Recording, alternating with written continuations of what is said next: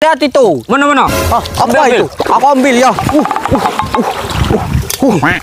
Siapa buang sampah sembarangan nih, Kak? Iya, ini lihat kaleng dibuang sembarangan. Iya, padahal ini bisa loh dibuat jadi kompor malah buang.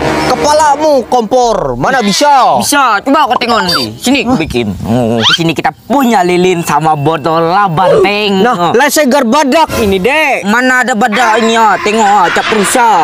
Itu badaknya ketutup tanganmu, Bahlul. Sok tahu kali kau. Wah, kita ukur dulu lilinnya. Habis itu kita potong lilinnya. Terus kita potong botolnya. Udah kita potong, tinggal kita kasih lubang biar udaranya nggak ketutup.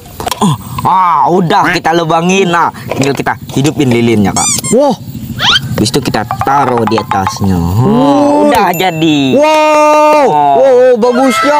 Mantap kan jadi Iya. kompor cap bantengnya. Cap badak, Dek. Cap